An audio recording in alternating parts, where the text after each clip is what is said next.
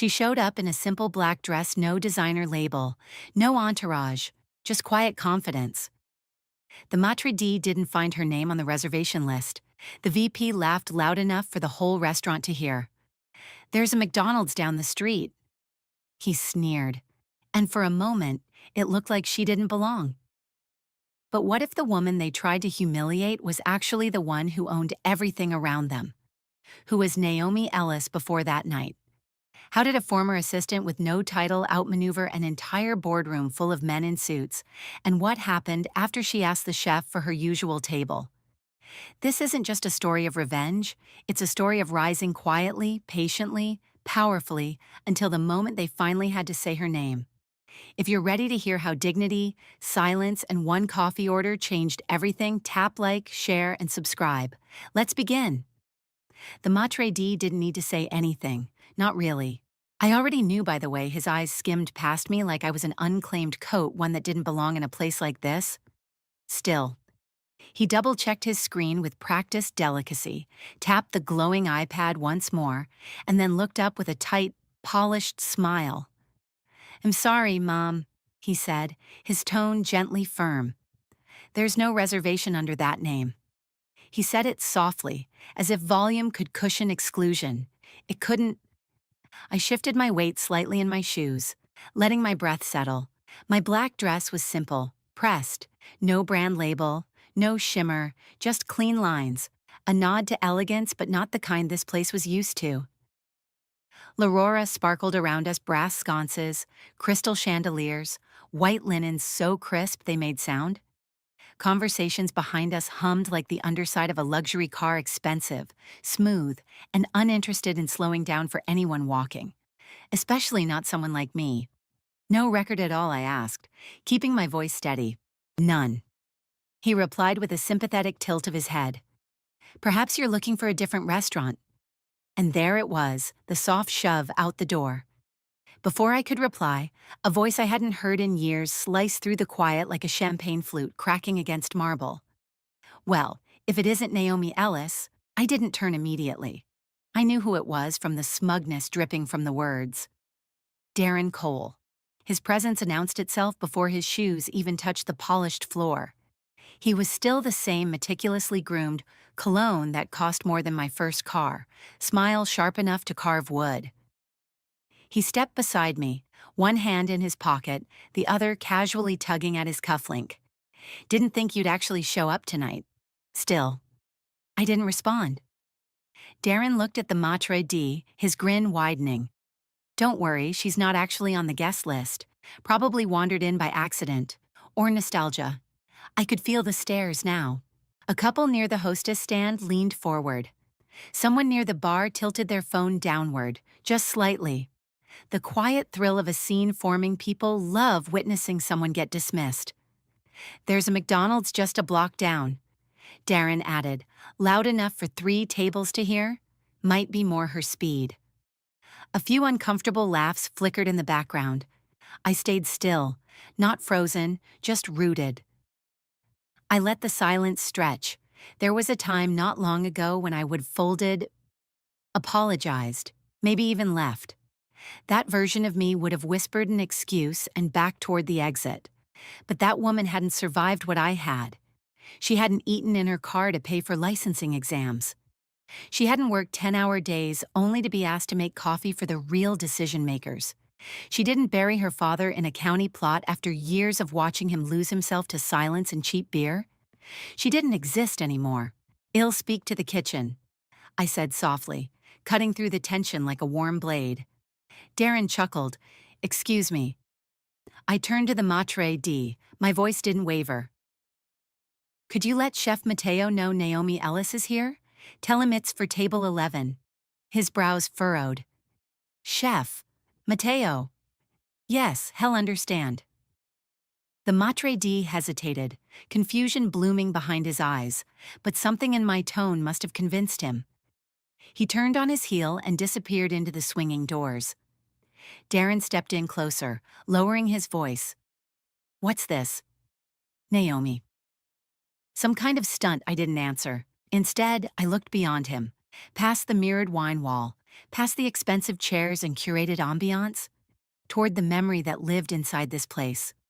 3 years ago, I sat here during an executive dinner back when I was still trying to be part of the team. Darren had made a toast that night, too.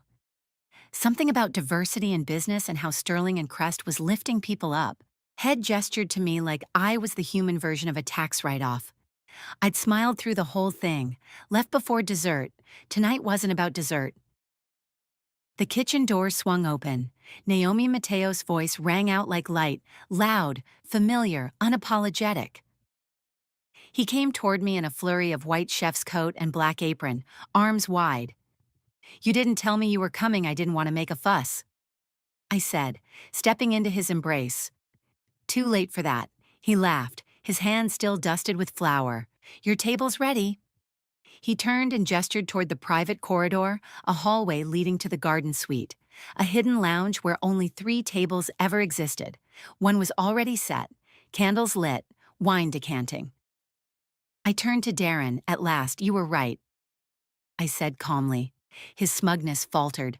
"I didn't have a reservation. I let the pause linger. I have a standing seat." And just like that, I walked past him. Not fast, not triumphant, just quiet. Like someone who had nothing to prove. Only something to reclaim. The scent of bleach and warm bread always reminds me of home.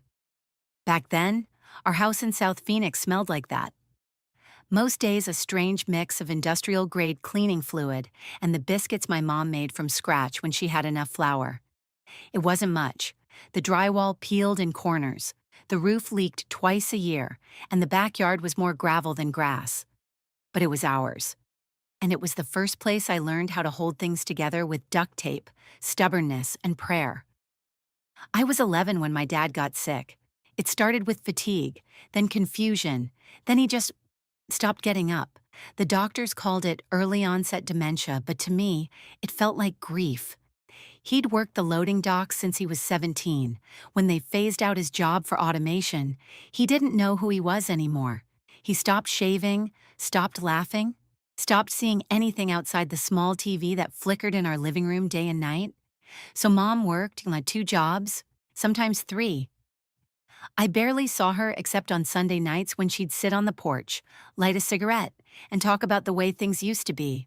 She never complained, though, not once. She taught me that hard didn't mean hopeless, and that dignity wasn't something other people gave you. It was something you kept when nobody was looking. By the time I was 15, I had my own cleaning clients. I'd go door to door with a bucket and gloves, offering to mop floors or scrub tile for whatever people could afford. Afterward, I'd come home, my back aching, my fingers raw, and sit at the kitchen table sketching buildings in the margins of used textbooks I borrowed from the library. I didn't know what an architect was yet, but I knew I wanted to fix things. Houses, spaces, systems, people, at school. I was invisible. I didn't have the shoes, the hair, the phone, or the accent. I ate lunch behind the gym with my sketch pad. Teachers often forgot to take attendance for me. I didn't mind. Being ignored had its advantages. It let me watch, listen, learn. I knew which kids were secretly hurting, which teachers were barely hanging on, and which rules you could bend without breaking. One teacher noticed me, Mr. Goodwin. He taught intro drafting and AutoCAD. He saw one of my sketches and asked if I'd ever considered design. I told him I couldn't afford the software. The next week, he left a cracked laptop and an old copy of SketchUp on my desk with a Post-it note that said, "Make something that matters." I never forgot that. My first building design was a remodel of our neighborhood food bank. I stayed up until 3 a.m. for 2 weeks refining every angle. I presented it at the City Youth Fair with my palms sweating so hard they smudged the ink on my renderings. I didn't win. But the director of the local housing nonprofit came up afterward, shook my hand, and said, "You've got vision." It was the first time I believed I might be more than background noise. College was never a guarantee. But I earned a scholarship not to some Ivy League school like Darren, but to a small community college 30 minutes away. I'd wake up at 5 a.m. to clean a dentist's office before class, then work nights at a coffee shop downtown, surrounded by the soft hum of fluorescent lights and strangers' resumes, and always sketching. blueprints on napkins, notes on receipts. I saw buildings in everything from the way shadows fell across cracked sidewalks to the slope of my mom's back as she carried bags home from the dollar store. By the time I graduated with my associate degree, I'd already interned for 3 different property developers, none of whom remembered my name after I left, but I remembered theirs. I remembered the conference rooms where I stood quietly while ideas I whispered were presented by someone louder. I remembered the email threads where I did the work, but someone else got the credit. I remembered the way one manager called me sweetheart during meetings and then asked if I'd refill the coffee pot. They didn't see me coming, and I made sure of it, because there's power in invisibility when you learn how to make silence your ally. I didn't need their spotlight. I was building my own foundation, quietly, brick by brick.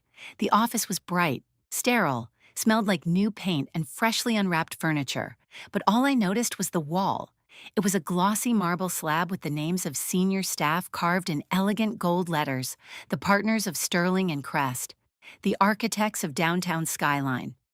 The names glowed beneath a backlight like something sacred. Mine wasn't there.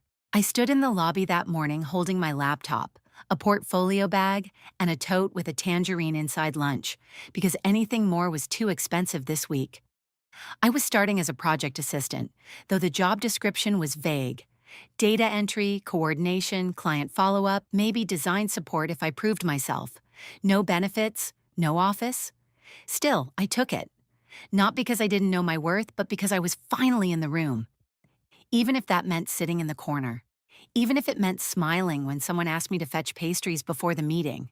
Even when Darren Cole, newly promoted to VP, leaned across the table during a zoning review and said, "Naomi, you're great with spreadsheets.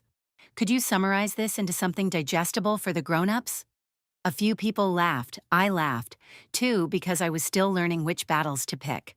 That day, I stayed late, rewriting their poorly sourced feasibility report into something an actual city planner could use.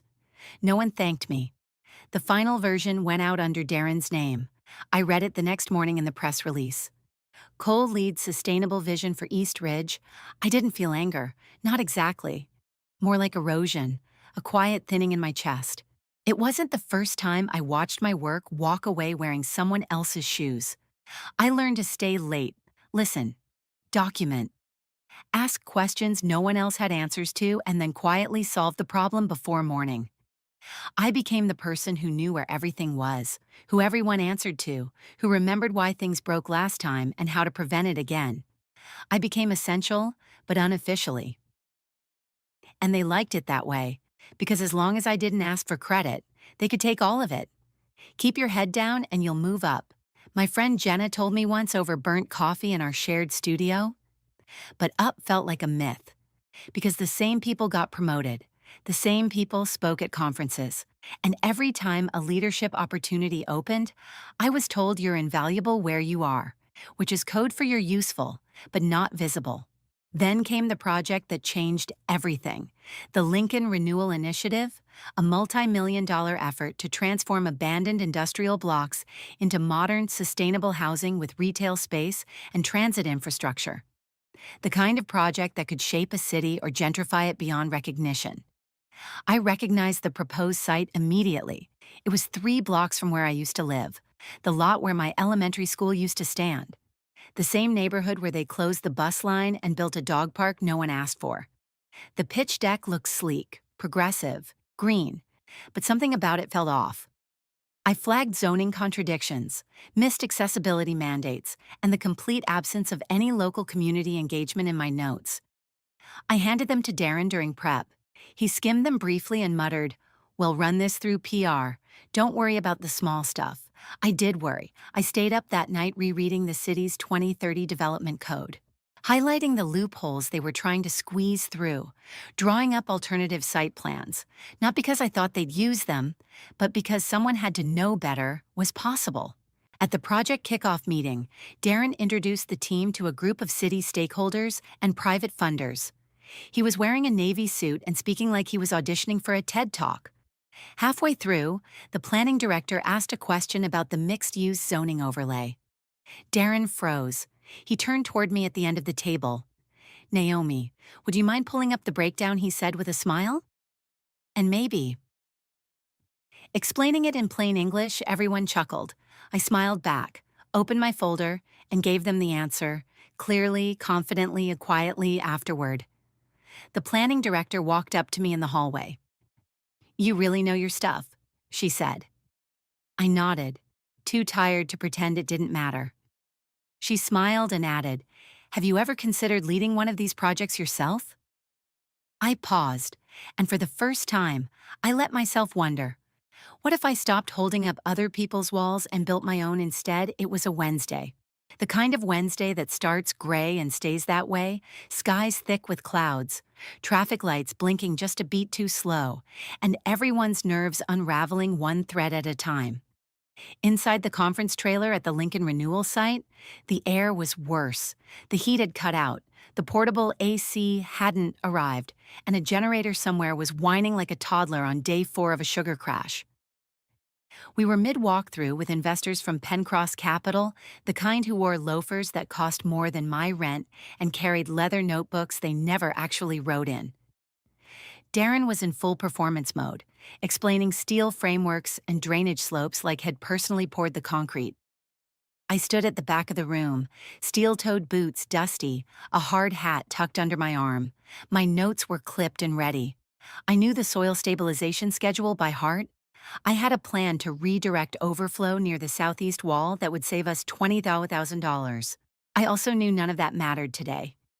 Because in the eyes of the men standing around the folding table, I was still just the assistant, or worse, the help. Darren paused mid-sentence and turned toward me casually. "Naomi, would you mind grabbing coffees for the group? You know the neighborhood." There was no malice in his voice. That was what made it worse. Just assumption, just comfort, just routine. He'd said it in front of everyone, the investors, the contractors, the junior team members watching us like a hierarchy map in motion. For a moment, the silence in the room wasn't from the broken AC. It was from dignity shifting in the floorboards. My jaw clenched, but I didn't show it. Not then. I nodded once, sure. I was just about to grab one for myself anyway. I left the trailer with a smile, walking calmly down the gravel path toward my car. But inside, something cracked. Not loudly, not like a plate smashing. More like the sound drywall makes just before it splits. In the driver's seat of my battered Honda. I sat still for almost a full minute, hands gripping the wheel, the coffee order forgotten. It wasn't about coffee. It was about being erased. About being good enough to fix their problems, but not good enough to sit at the table when it counted. It was about realizing that no matter how many hours I put in, no matter how many projects I saved, they would always see me as temporary, expendable, convenient. I thought about texting Jenna, but instead, I opened my notes app and typed one sentence, "Start calling the minor investors." One by one, quietly. The next day, after work. I met with Jenna at a quiet little bakery she loved. She was studying for the bar exam, but still carved out time for things that mattered. She always did. I told her everything. The coffee, the project, the shares. "The firm doesn't have majority control?" she asked, stirring honey into her tea. "Not anymore," I said. They sold off portions when funding got tight. Most of the smaller investors don't want to be involved in day-to-day. They just want a clean return. Jenna blinked. "You're thinking of buying an thinking of buying them out." She whistled low. "That's ambitious." I looked out the window, watching a kid chase a pigeon down the sidewalk. It's not ambition, it's insurance. I'm tired of being erased from things I helped build. You've got the money. Some, enough to start. I'll offer buyouts at a premium, fair, quiet, no headlines. She nodded slowly. "You're going to need airtight contracts? Can you help?" Jenna smiled over her tea. "You had me at coffee." Back at the site, Darren didn't notice anything different. He still called me champ, still asked me to double-check structural specs he never read, still smiled like he owned the earth we walked on, but had already begun digging foundations under his feet. Each evening, I made calls, met with 2 investors who liked me more than they liked him, promised full value plus 10% over, no questions, no drama. They said yes. I remembered to smile, shake hands, thank them. But inside I was mapping every inch of the battlefield, because the moment Darren asked me for coffee, he triggered something he couldn't take back. He didn't know it yet. But the woman he dismissed was now the one building the blueprint to remove him entirely. And I was doing it the way I knew best, quietly, on time, and with receipts. 2 weeks passed. By day, I was still Naomi Ellis project support, coffee grabber, zoning code whisperer. The quiet one in the room full of men who talked over one another like they were auditioning to lead the same parade. By night, I was a strategist. Every evening, I sat at the same spot in my living room, legs tucked under me on the floor, back against the couch, papers spread across a thrifted coffee table. My laptop glowed with spreadsheets. My email hummed with NDA clauses. And beside me, Jenna's voice crackled through speakerphone like a battle commander guiding troop movement. Investor 4 just confirmed. He wants out. She said one night, the sound of keys clacking on her end. I'm drafting the intent letter now. That makes 48%, I whispered. I looked at the chart I had drawn by hand, with different colors for each investor block. Another call, another confirmation. By the following Monday, it secured 51%. I was the majority owner of the Lincoln Renewal Project, on paper, on purpose, and nobody at Sterling and Crest had any idea. I met with Thomas Ramirez in person, the only investor I actually admired. He was nearing retirement, once ran his own mid-sized firm, and had invested in Lincoln out of a sense of legacy more than profit. We sat on a bench outside his neighborhood's public library, under the shade of an oak tree that had been older than both of us. I heard you're buying out the others, he said, watching kids play in the park across the street. I am, I said. I'll offer you the same terms, full value plus 10%. He nodded, thoughtful.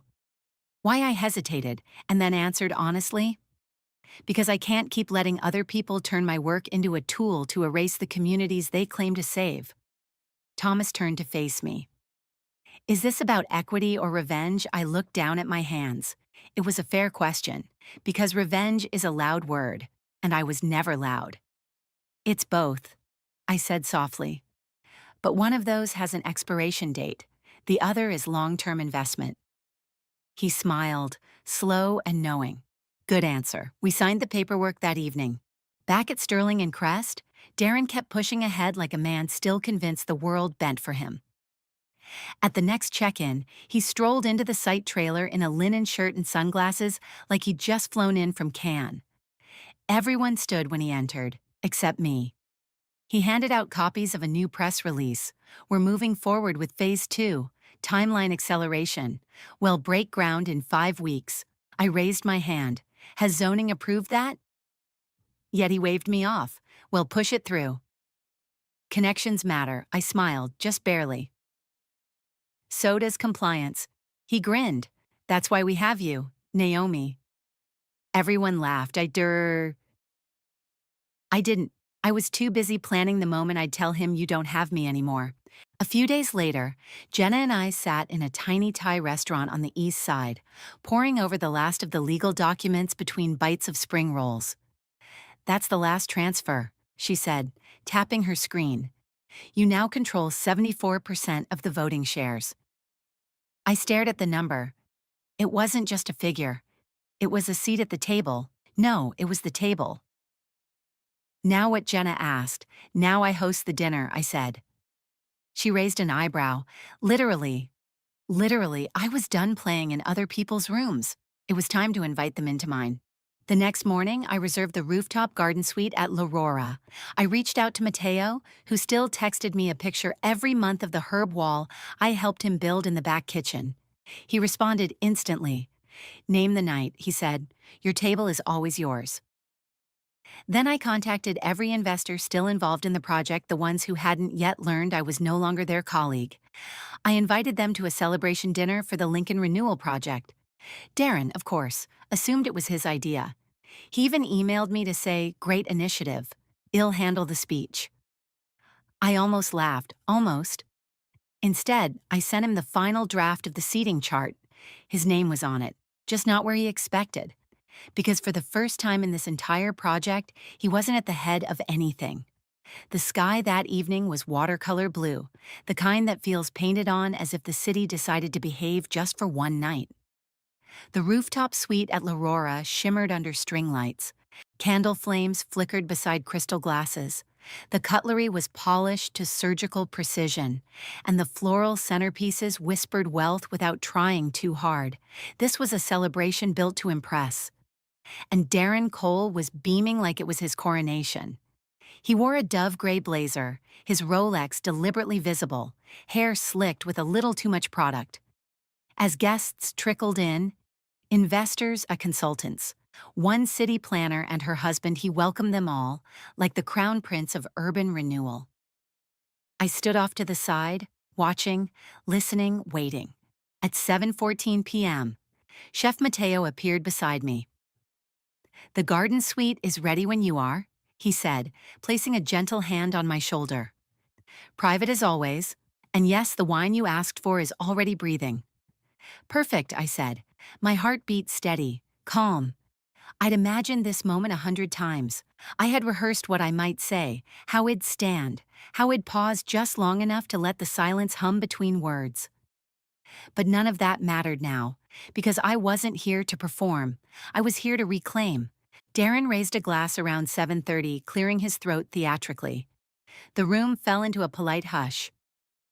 "I want to thank everyone here for believing in the Lincoln Renewal Project," he began. "We've had our share of challenges: zoning, funding, community engagement." He paused for laughter. There was none. "But through it all, our team has proven what vision looks like. We've turned a forgotten corner of the city into a blueprint for the future." He lifted his glass to growth. The group murmured the toast, glasses clinked. That's when I stepped forward.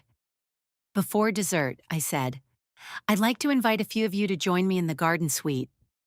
Darren blinked. "I'm sorry," I gestured toward the back corridor, where Mateo now stood beside the open French doors. Warm light spilled out behind him. Private room, reserved. Darren laughed. "That's not part of the plan." "No," I said gently. "But that's the difference between plans and ownership." I turned to the group. "Marcus, Lena, Thomas, would you join me?" There was a pause, the kind that makes rooms tilt. Then chairs scraped quietly. People stood, followed. Darren remained seated, his wine glass hovering mid-air. "Naomi," he said, more quietly now. "What's going on?" I met his eyes. "You're welcome to join us too if your pride will let you." He didn't move. I didn't wait. The garden suite was glass-walled and radiant, tucked behind a canopy of herbs and jasmine. Mateo poured wine. The guests whispered among themselves. Marcus was the first to ask. "Naomi, what is this?"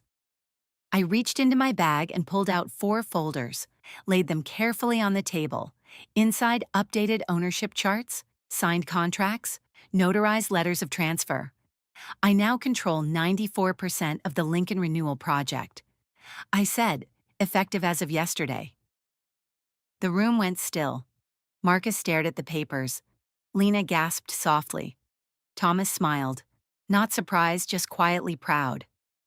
But Darren Lena began. "Was never a partner," I said. "He was a front, polished, loud, easy to promote. While I did the work, he took the credit." Marcus nodded slowly. "You planned this. I didn't deny it. I learned that if you wait for power to be handed to you, you'll wait forever. So I bought the table. Now I get to choose who sits at it." Back in the main room, dessert had arrived, a flourless chocolate torte, plated with edible gold. I walked out just as servers set it down. I didn't rush. I let them notice me. Darren stood when he saw me approach. Anger flared behind his smile. "Naomi, if this is some kind of stunt, it's not a stunt," I said calmly. "It's paperwork, legally filed, verified, witnessed." I slid a copy of the transfer summary toward him. "You're no longer affiliated with the project?" He didn't read it, just stared at me like I'd spoken a language he didn't understand. "You can check with your lawyer," I added. "But it won't change the outcome." He opened his mouth, closed it again. The other guests remained frozen, unsure whose side to take. I asked for coffee, he said quietly, the phrase landing in the space between us like a confession. And I brought it, I replied. Then I brought receipts. That night, I stayed in the garden suite long after the others left. Matteo brought a second glass of wine. We sat in silence. You know, he said at last, most people want their moment to be loud. I looked out at the skyline I helped shape, lit windows in the distance, blinking like stars with mortgages. I've had enough of being quiet. I said, but silence, taught me everything. He raised his glass. To the uninvited, he said, I raised mine. To never needing an invitation again. The sky that evening was watercolor blue, the kind that feels painted on as if the city decided to behave just for one night. The rooftop suite at L'Aurora shimmered under string lights. Candle flames flickered beside crystal glasses. The cutlery was polished to surgical precision, and the floral centerpieces whispered wealth without trying too hard. This was a celebration built to impress. And Darren Cole was beaming like it was his coronation. He wore a dove-gray blazer, his Rolex deliberately visible, hair slicked with a little too much product.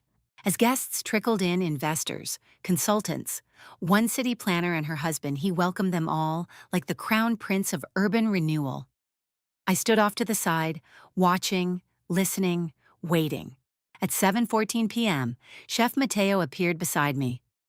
The garden suite is ready when you are, he said, placing a gentle hand on my shoulder, private as always. And yes, the wine you asked for is already breathing.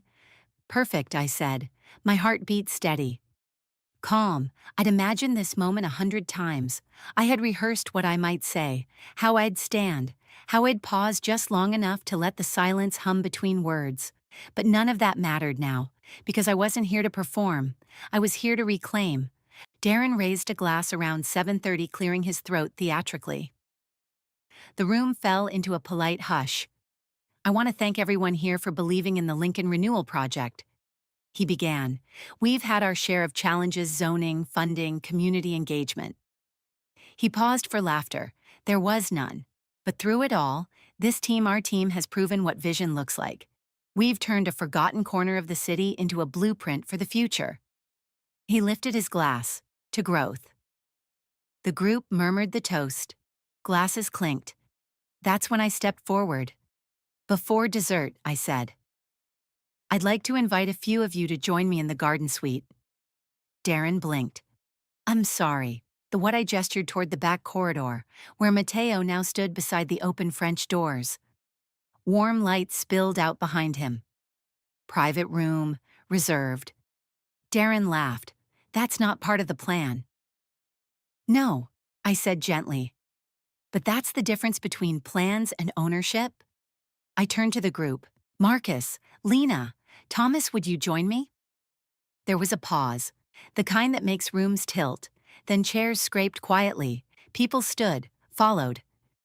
Darren remained seated, his wine glass hovering midair. Naomi, he said, more quietly now. What's going on? I met his eyes. You're welcome to join us too if your pride will let you. He didn't move. I didn't wait. The garden suite was glass-walled and radiant, tucked behind a canopy of herbs and jasmine. Matteo poured wine. The guests whispered among themselves. Marcus was the first to ask, Naomi, what is this? I reached into my bag and pulled out 4 folders, laid them carefully on the table. Inside, updated ownership charts, signed contracts, notarized letters of transfer. I now control 94% of the Lincoln Renewal Project. I said, effective as of yesterday. The room went still. Marcus stared at the papers. Lena gasped softly. Thomas smiled, not surprised, just quietly proud. But Darren Lena began. Was never a partner, I said. He was a front, polished, loud, easy to promote. While I did the work, he took the credit. Marcus nodded slowly. You planned this. I didn't deny it. I learned that if you wait for power to be handed to you, you'll wait forever. So I bought the table. Now I get to choose who sits at it. Back in the main room, dessert had arrived. A flourless chocolate torte, plated with edible gold. I walked out just as servers set it down. I didn't rush. I let them notice me. Darren stood when he saw me approach. Anger flared behind his smile. Naomi, if this is some kind of stunt, it's not a stunt. I said calmly, it's paperwork, legally filed, verified, witnessed. I slid a copy of the transfer summary toward him. You're no longer affiliated with the project. He didn't read it, just stared at me like I'd spoken a language he didn't understand.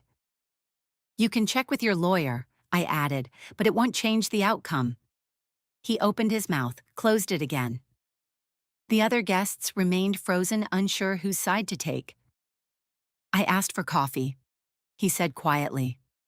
The phrase landing in the space between us like a confession. And I brought it. I replied. Then I brought receipts. That night, I stayed in the garden suite long after the others left. Mateo brought a second glass of wine. We sat in silence. You know, he said at last, most people want their moment to be loud. I looked out at the skyline I helped shape, lit windows in the distance, blinking like stars with mortgages. I've had enough of being quiet, I said, but silence taught me everything. He raised his glass. To the uninvited, he said. I raised mine. To never needing an invitation again. They didn't think she belonged, not in the room, not at the table, not in the plans they made behind closed doors. But Naomi Ellis didn't fight them with noise. She fought with patience, with knowledge, with quiet, unstoppable clarity, from coffee orders to corner offices, from being overlooked to being the one who signs the contracts. She proved what happens when a woman stops waiting to be invited and starts building her own door. This story isn't just about business. It's about dignity. It's about how silence doesn't mean weakness and how systemic bias, corporate condescension, and subtle exclusion are still very real, very present and very beatable. If you've ever been underestimated, spoken over, or told you weren't enough, this story was for you. Let us know in the comments what part of Naomi's journey hit home the most for you. And if you believe more people need to hear stories like this, tap like, hit share, and make sure to subscribe so you never miss what comes next, because the next seat at the table might just be yours.